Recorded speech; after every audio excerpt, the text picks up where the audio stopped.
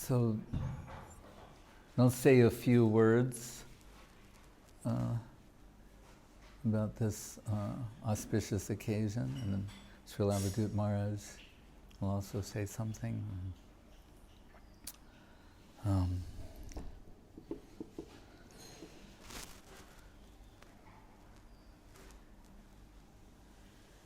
If we look in the pages of the Srimad Bhagavatam, where the pastimes of Nrisingha Deva and Prahlad Maharaj appear, what precedes this discussion or description is that the sixth canto has just concluded with the pastime of Vritrashura and Chitraketu. And we heard in the very beginning of the Bhagavatam, what does it say? Indriyardi Vyakulam Loke, and the famous Krishna Stu Bhagavan Shayam Slok, that he deals with the enemies of Indra. Right? In this case, Vritrashura, it's a very complicated story, but very interesting nonetheless. And it's interesting, it's sometimes used as an identifier for Srimad Bhagavatam, saying, it is that book that contains the story of Vritrashura. Like why that would be singled out has some mystic implication as well. But this perplexing story caused Parikshit Maharaj to inquire from Sukadeva Goswami, if the Supreme Lord is equal to everyone, like we hear, Sangmoham Sarvabhuteshu, Sangmoham Sarvabhute, he's equal to everyone. It seems like he was favoring Indra in that story you just told. So I don't understand it. Right? It really seems like he was on the side of it, but we're told he's equal to everyone, he's impartial. And we should realize also, this is going to set up the platform for the presentation of Shuddha Bhakti. So it's really a critical point in Srimad Bhagavatam to build up to this. Just heard this fantastic story, this pastime, and now we're going to hear something even more extraordinary. And that's the nature of Srimad Bhagavatam. Nitya Navana Vayamana. What you hear is newer and fresher and more extraordinary. Who is Urukramangring, whose wonderful stride, what will be his next wonderful stride? Always a surprise. One step, the two steps, where's the third step? Surprise. Right? Urukrama means he of wonderful stride, or he of wonderful movement. Always, systematically, thematically, Guru Maharaj is telling me, reality must be dancing. What kind of strides are those for him of wonderful stride? Here in Brahma Sangita, that world will all gesture, all movement is dance, all speech is song. Right? Uttama Shloka Lilaya. One of Krishna's names, Uttama Shloka. You know, why so many slokas? His name is Uttama Shloka. He likes the slokas. We like them too. They're the encryption of the glorification of Krishna, and just reality is streaming from them real time. So anyway, Parikshit Maharaj is saying, so can you, if there was some doubt in someone's mind as to Krishna's impartiality, could you relieve that doubt? Because here, he's equal to everyone, but, he's also Bhakta Vatsala. He naturally favors the devotees. That's a given. So, Sukadeva Goswami responds by saying, well, these so-called enemies, what happens to them? They become liberated. So we heard earlier, ho bakiyam stanakalakutam jigam sayapaya dapyasadvi lebhe gitim datri uchitam tatonyam kamba dayalum sharanam brajema. I say earlier because even though that will come later in the 10th canto, was dealt with earlier in the 3rd canto of Vidura, Maitreya, Uddhava. Heard an ecstatic rapture saying, Putana approached him with murderous intentions, and she was liberated, given the position of mother, type of mother. So he said, if this is how he treats his enemies, this is the point being made. The enemies are liberated. Right? What generosity! Kamba doyalum, doyal, doyalum sharanam brajema. If he liberates his enemies, then we can conceive how he reciprocates servitorship or friendship or familial affection, like that. So, Sukadeva Goswami tells, he said, it's interesting that you say this, and he begins telling the story of Shishupal. Right? And we know Shishupal is the ultimate blasphemer of Krishna. To what degree? Right? When he was a toddler and couldn't speak, he was blaspheming Krishna. Like little children who talk nonsense. His nonsense would have like Krishna and then something really horrible in it. Krishna, Shishupal. When he was a baby, he was blaspheming Krishna. But what does that tell us? If we had brought in some psychoanalysis, they'd say, well, this boy is obviously obsessed with this personality known as Krishna. Right? So even when he's a toddler, he's thinking of Krishna all the time. He's absorbed in thinking of Krishna. So it culminates when Shishupal, we're told Krishna will tolerate 100 insults. Shishupal is insulting Krishna. 50, 60, Krishna keeping track. 85, 93, 90. When he gets to 100, he chops his head off. And then they see Shishupal's soul, like the Brahma Jyoti, appears in the sky, illuminating everything, and then merges into the body of Krishna, which ostensibly appears to be Sarupya Mukti. So, I wouldn't worry about it too much.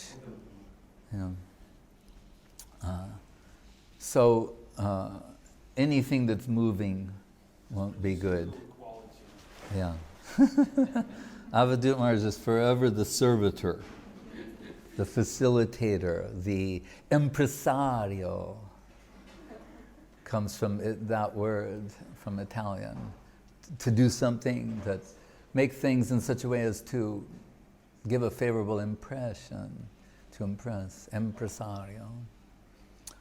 So, therefore, they saw this Shishupal, who is offensive since he was a toddler toward Krishna, he gets Sarupya Mukti. And he hated Krishna. And then the point is made about intense absorption. Narada says, Yena tena prakarena mana krishnena meshayat. Somehow or other, the mind has to become absorbed in thinking of Krishna. And then he tells the story that, well, Shishupal and his cohort, Dantavakra, that was a particular birth. But before that, there was Kumbhakarna and Ravana. And before that was Hiranyaksha and Hiranyakashipu. And this way, they're telling or laying the groundwork for the Prahlad Charit, the pastimes of Prahlad Maharaj and Nrisingha Dev. And so, because we hear, and somehow we see there's a connecting thread between all these pastimes. So it's Hiranyaksha plunged the earth into the nether regions, and Lord Varaha came to save the earth and to kill Hiranyaksha. Hiranyakashipu was seeking vengeance, and therefore Vishnu was his sworn enemy. Right? So we know that to avenge the death of his brother, and also to establish his supremacy, to be the Lord of all I survey, his supremacy in the universe, he engages in 1,000 celestial years of austerities, to the point where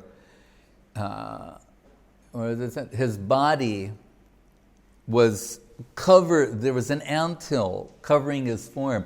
His body was totally eaten away. Somehow the life airs were still within his bones.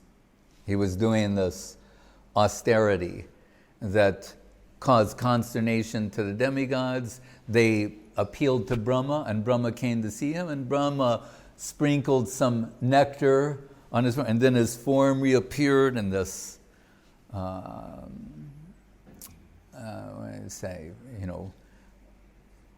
muscular, developed to the extreme.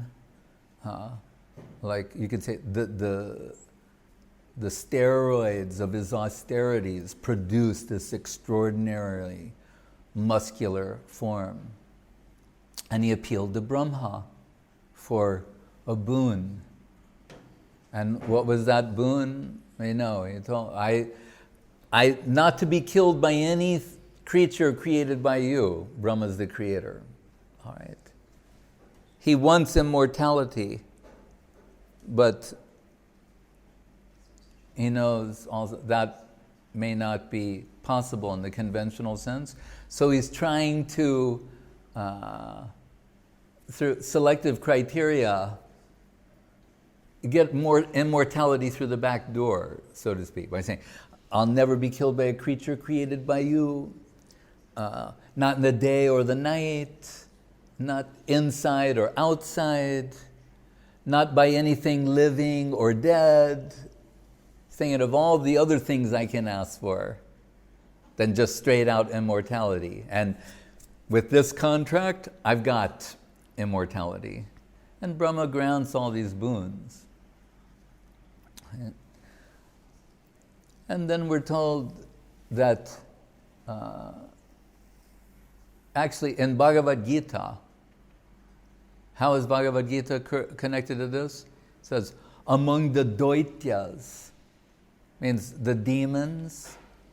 Among the demons, when Krishna's, the Vibhuti chapter, the different, of this I'm that, of this I'm that. It says, of the Daityas, the demons, I'm the devoted Prahlad. So, we hear at one point that Hiranyakashipu's wife, Kayadu, is pregnant with Prahlad, but it's unknown to the gods that it's Prahlad Maharaj. They kidnap her and want to engage in infanticide, have the baby born, and then kill, thinking he'll be a great demon, the son of Hiranyakashipu. Narad Muni comes and says, no, actually, this is a great devotee. How great? We also hear in the Bhagavatam.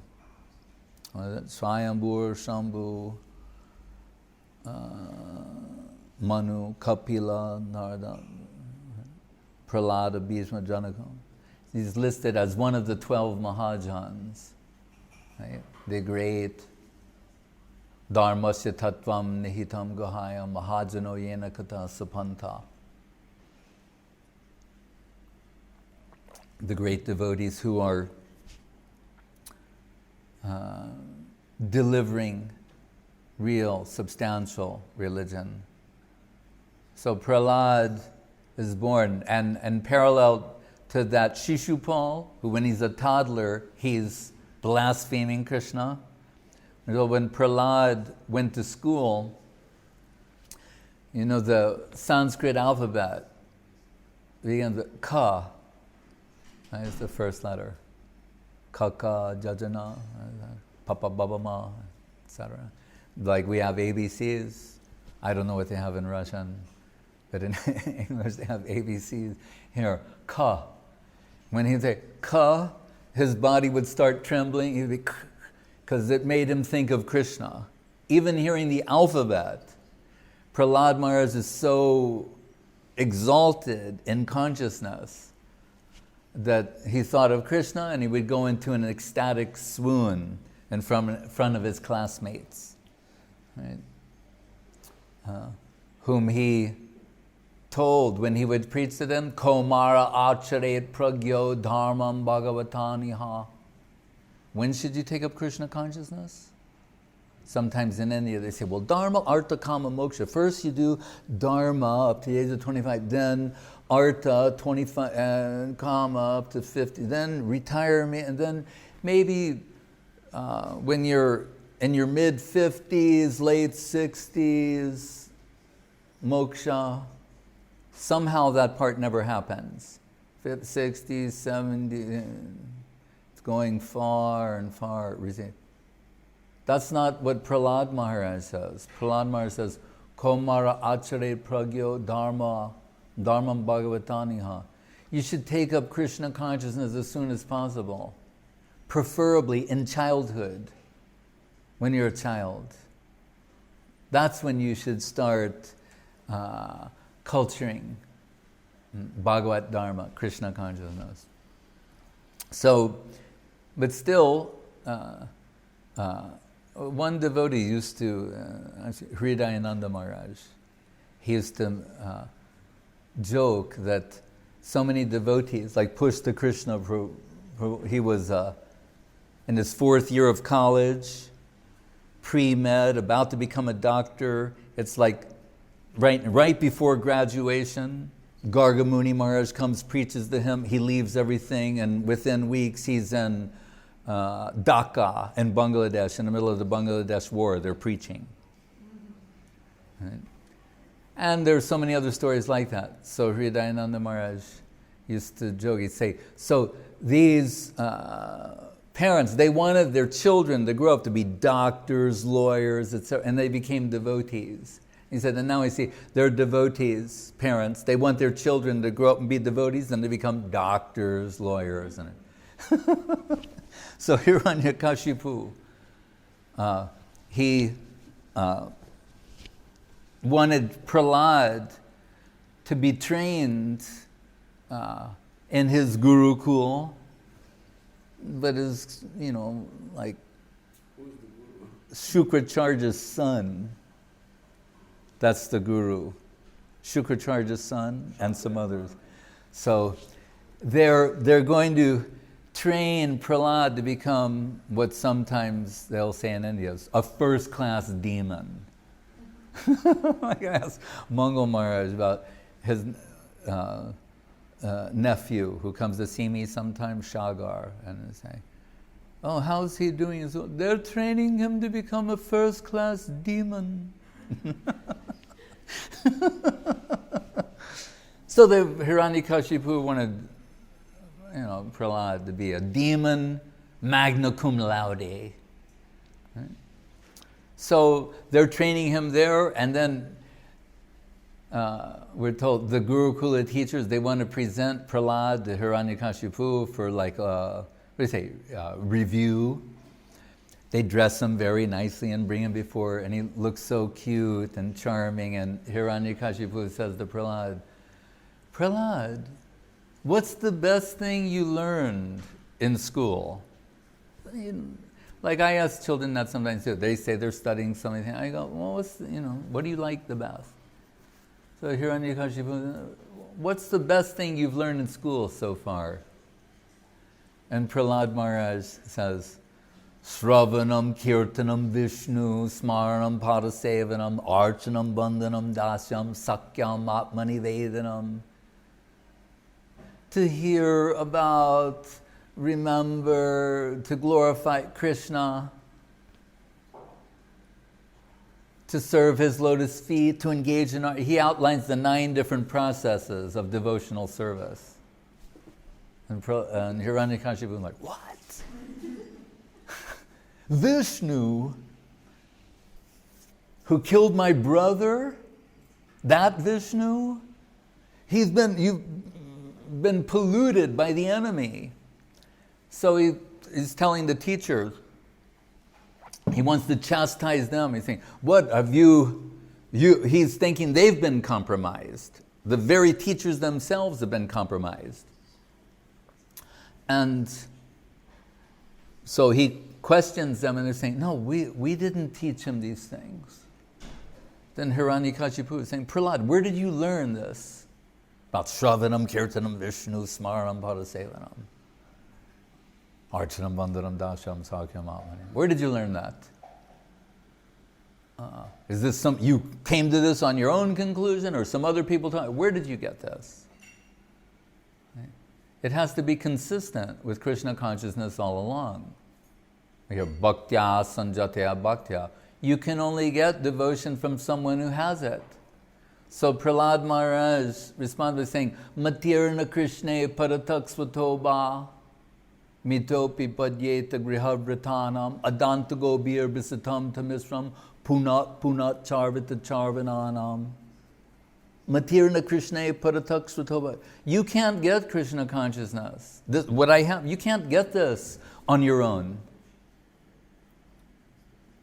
Right? It was Guru Maharaj said, you have to connect with the power supply, right? The source. And so, and not only can you not get it yourself by your own endeavors, even if you combine with others, you still won't get it. You won't get it as a group endeavor. You won't get it through democracy. It's not ascending pluralistic democracy, but descending exclusive theocracy. Right? So,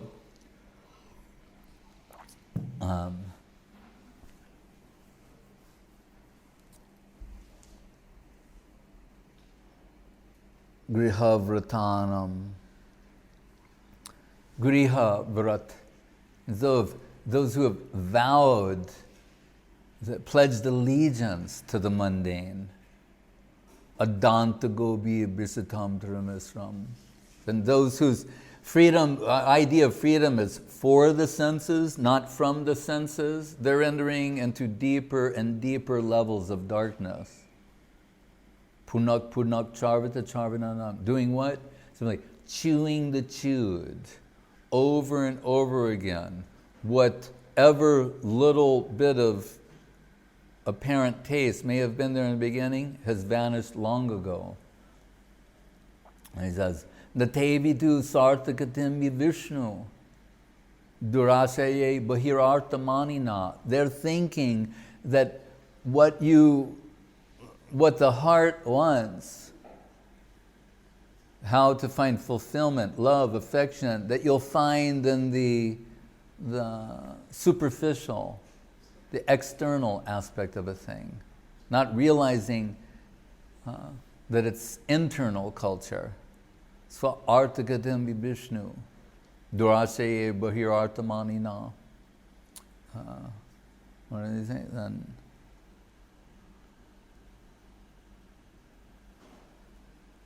He said that. Anda yatandar upaniyamana tipisratantam urudamni baddha. He said, so it's like, what is this world? It's the blind leading the blind. What Sukadev tells in the beginning of the Bhagavatam, apashyatam atma tattvam. Those who cannot see the self, the soul. Right? For what Guru Maharaj said, Socrates had to die for. Right? Talking about the existence of, who can have no ability to self-see, to see the self. It's like the blind leading the blind. What will be the end result? And so, and what is the solution? Naishamatistavara rukramangrim sparshatyanartha pagamo yadartha mahiyasham parirajobhishekam niskinchananam navrinita yavat. Prahlad says, you have to be bathed in the dust of the lotus feet of a devotee. Right? Parirajobhishekam, an abhishek of Pararaja. Right? Then you can have this. He's trying to think, where did he get that? Then we hear, when Kayadu was taken to the ashram of Narada, that there, even though Prahlad was in the womb, in Utaro, he's hearing all the instructions of Narad Muni. So then Hiranyakashipu realizes Prahlad is the enemy. It's not that he's just been like naive victim and contaminated, but he is the enemy. So he decides to have Prahlad killed, gives the orders. They try and kill him in so many ways, to have him trampled by elephants, thrown off a mountain, speared, so many different things they try. And somehow Prahlad survives all of this. Once Guru Maharaj said, because here, what is this an example of? We hear that what is this sloka? Guru na sasyat, swajano na sasyat, pita na sasyat, janani na sasyat. When criteria for rejection, here, father, who should be the affectionate guardian, is vehemently, violently opposed to Krishna consciousness. Right? Right. The opposite of what the real guardian's duties and responsibilities are. So Guru Maharaj, making observations about this, said, so what does it tell us? That if you decide to pursue Krishna consciousness, prepare yourself for a life of trouble. See, that's one thing we learned from this. Right? So the parents, they may also try to obstruct. Anyway, so Prahlad Maharaj, what are we going to say? That he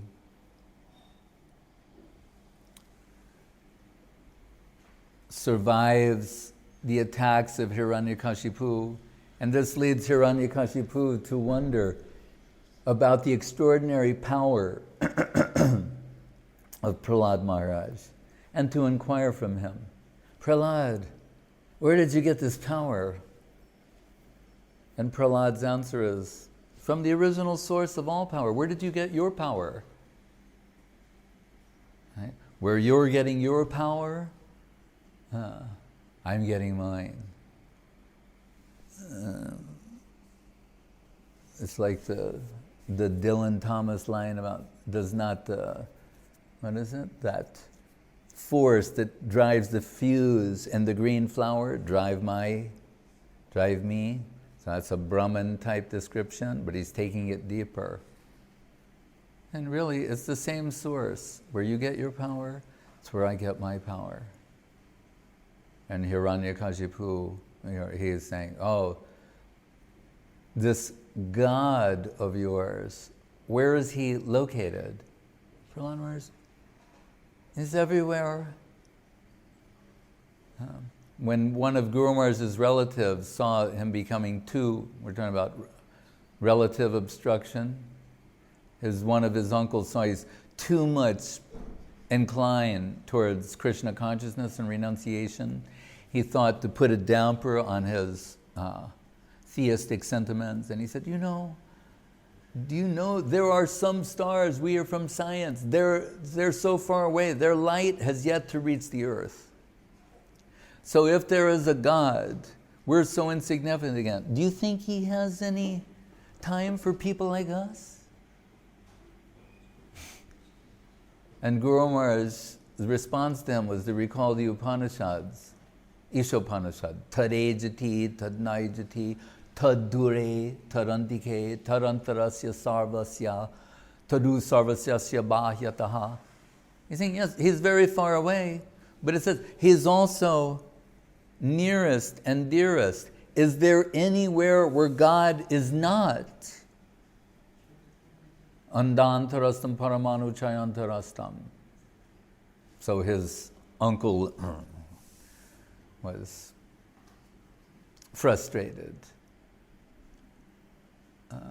Whereas Guru Maharaj would sometimes say these arguments, how do they end? That man was silenced. He said, is there anywhere God is not? Whereas Bengalis tell Prabhupada, Swamiji, why we must go to the temple to worship? God is everywhere. Prabhupada said, so he's not in the temple?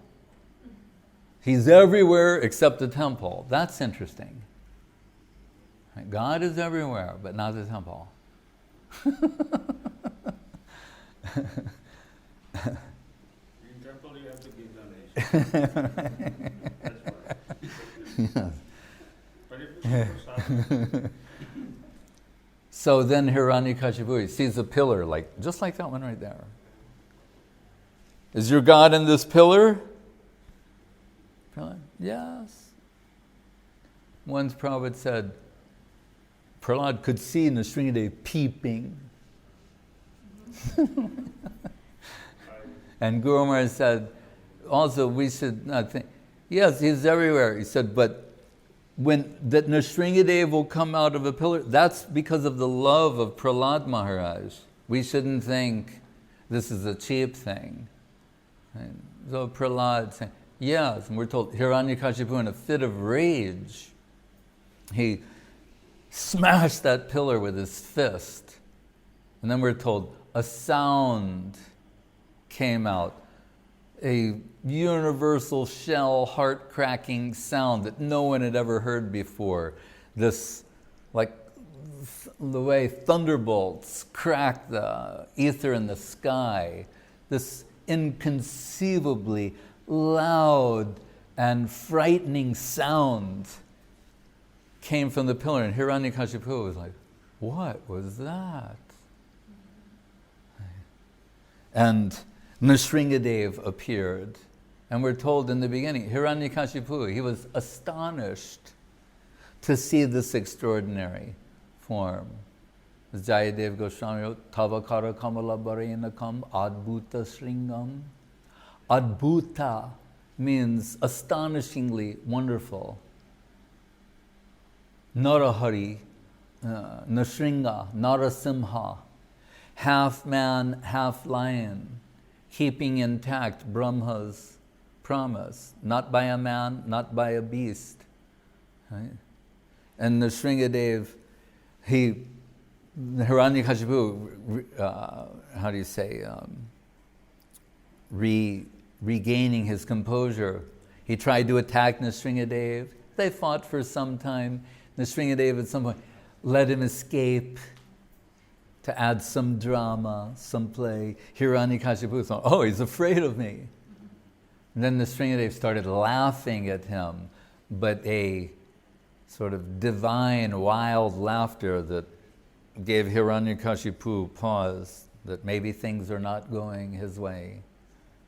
Then finally Nrisingha, tired of playing with him and seeing the right time had come, not the day or the night, but the sunset, right? That time, took him on his lap on the threshold, not inside or outside, and put him on his lap. It was not in the air, the sky, the land, right? And we're told, it says, Naka, Avakara Kamala, Kamala, Tavakara Kamala. Kara Kamala means his hands look like lotus flowers, but they have nails coming out of them. So if you can conceive of lotus flowers that have these nails coming out.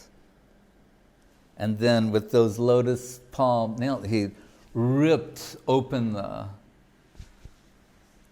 gut of Hiranyakashipu, roaring, and blood splattered everywhere.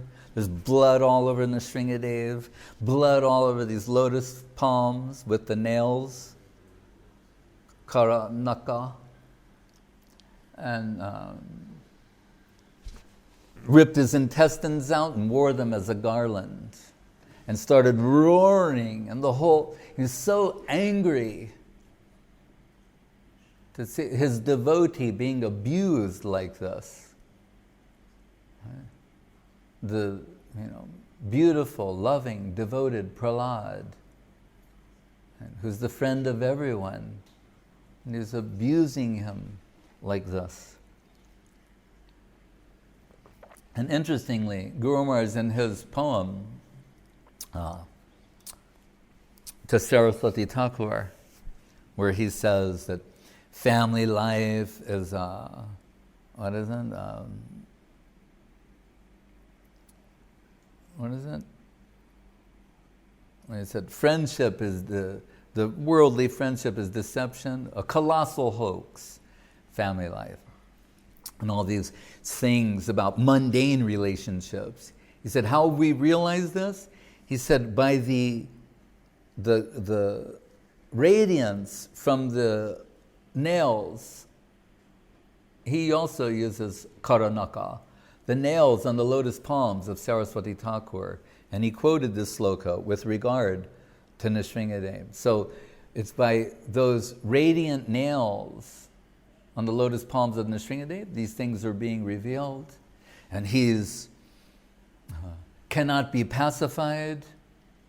Brahma offers prayers, Shiva offers prayers, all the different gradations of devatas offer prayers. Nrisingha is still roaring.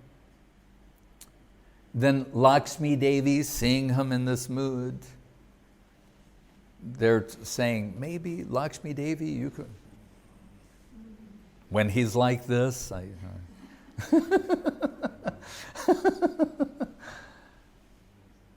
But we're also told in another place that Lakshmi Devi, she knows this is Prahlad's moment. It is meant to shine a spotlight on Shuddha Bhakti, the pure devotion of Prahlad Maharaj. She could pacify Nrisingha, but she's suppressing that aspect and sending forth Prahlad Maharaj.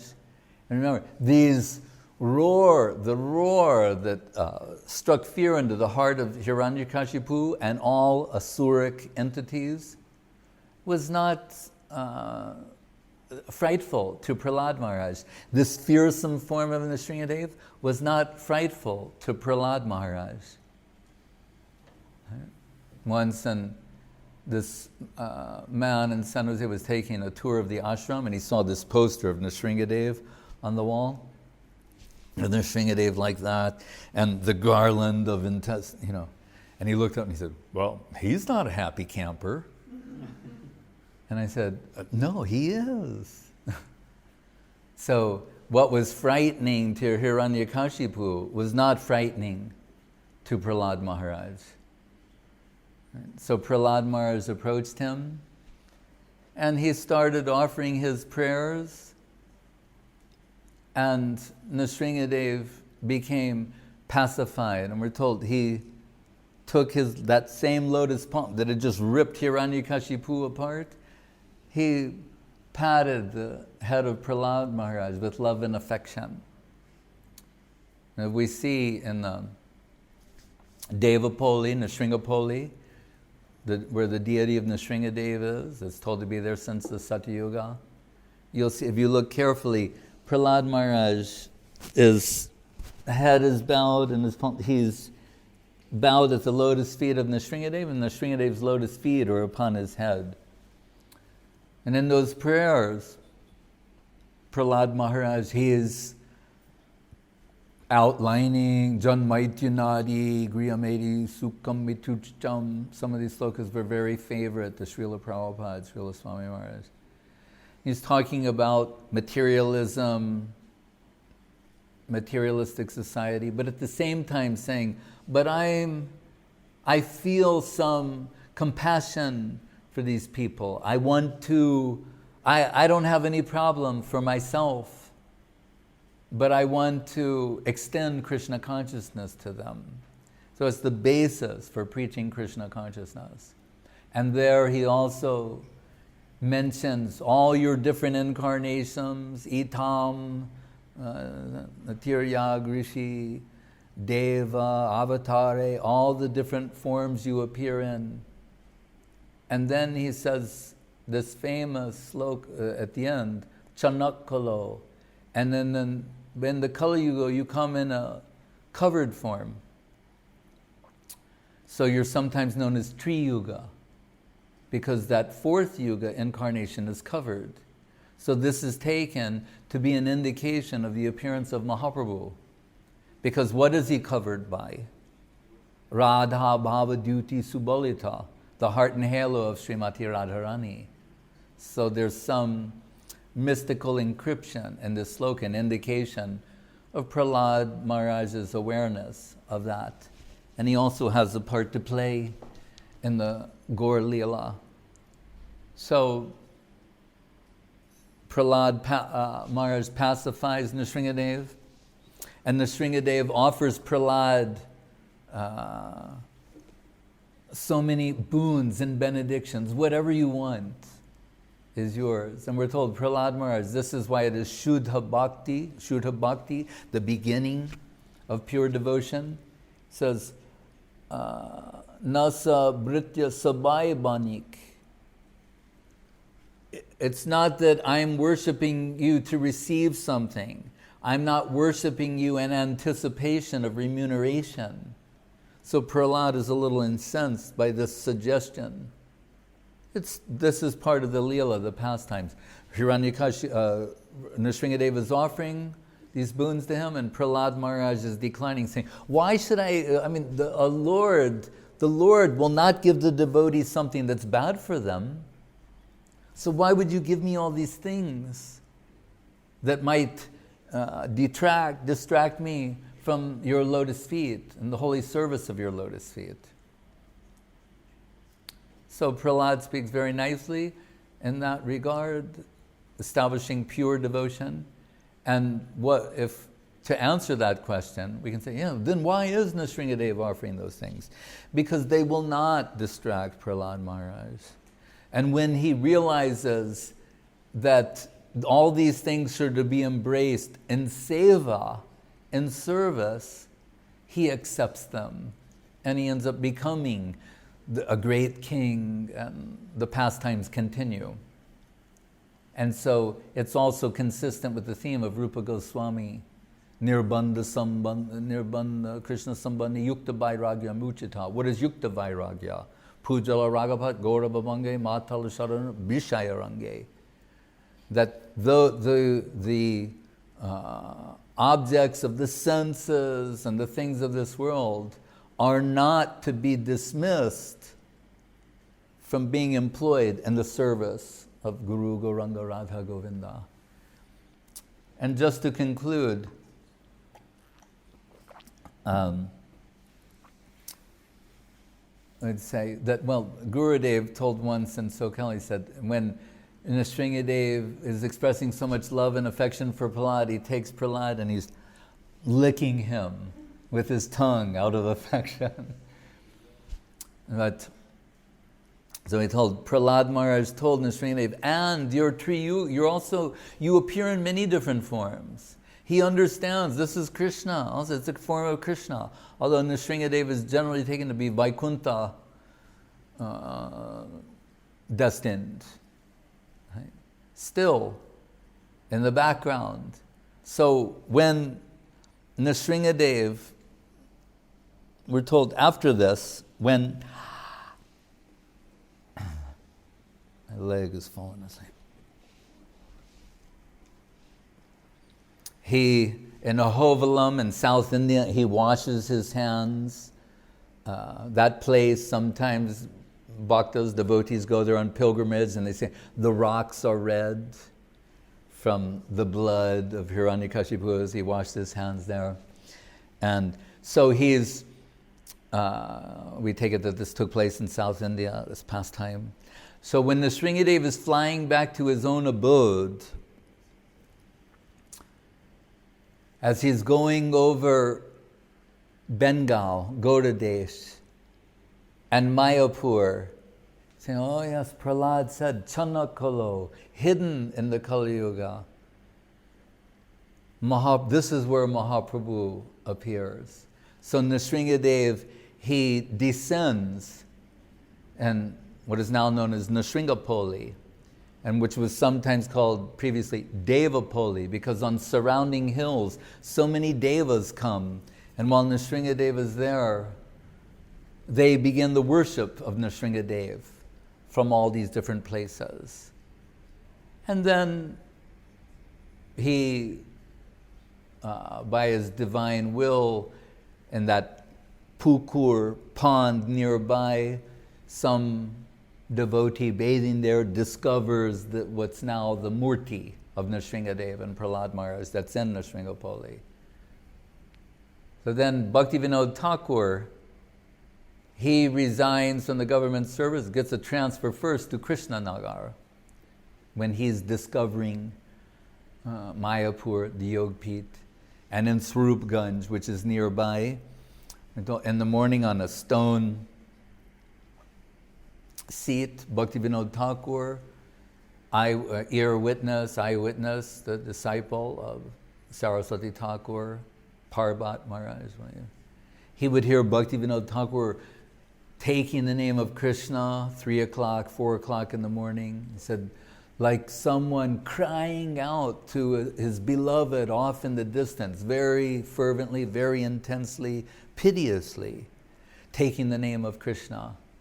But Bhaktivinoda Thakur noticed that every day, 4:30 or so, Brahma Muhurta time, some breeze is coming from Devapoli and going towards Mayapur. And the Lord said, by deep reflection, he realized that Nrisingha and Nrisingapoli, he's going every morning to attend the Mangal Arati of Gauranga Mahaprabhu and the Yogpit. So it's extraordinary how all these things are connected and linked. And as Gauranga said, it may be that by dedicating yourself, pursuing Krishna consciousness, that you'll encounter so many obstacles. But what do we learn from this? That at the time of the greatest necessity, then what? Bhakti, Vijnashana, Nrisingha. Those obstacles on the path of devotion, the devotees accepting Krishna as their guardian, that Nrisingha will remove them.